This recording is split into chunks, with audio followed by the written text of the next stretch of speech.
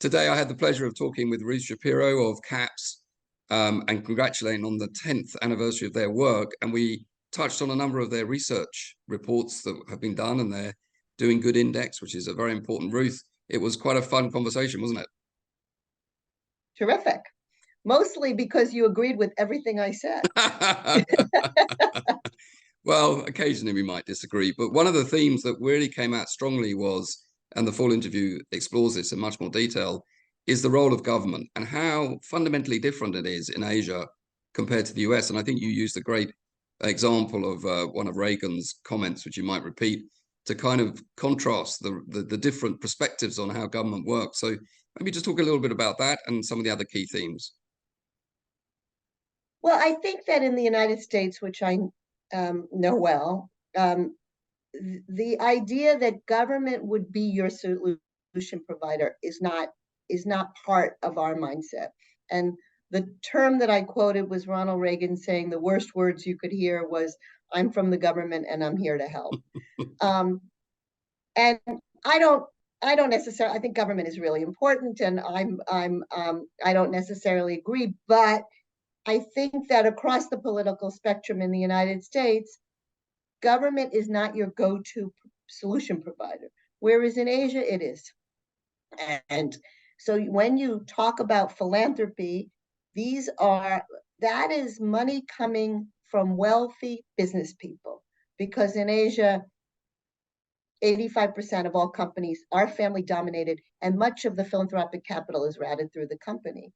So they want to work in collaboration with government. They want to increase that connectivity and the feeling of we're here to help you, you help us. The kind of the back and forth.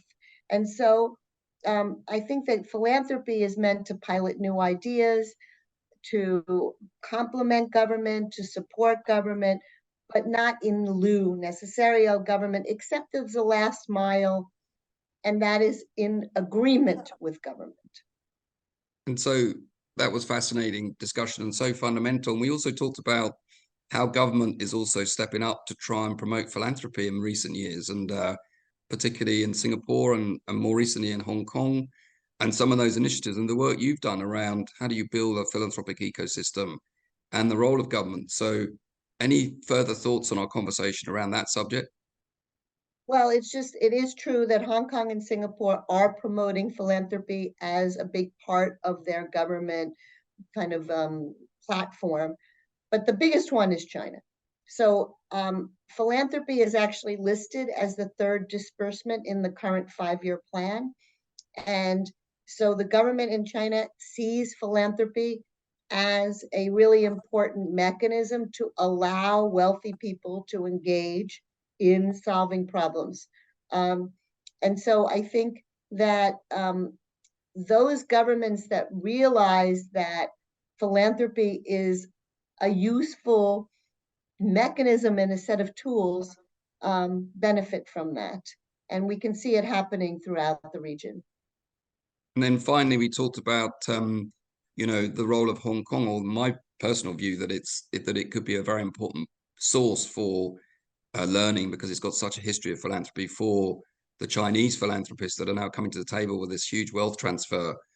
And that cross-fertilization of information around philanthropy, how to do it, becomes quite an exciting moment for China learning from the work of Hong Kong as Hong Kong steps up.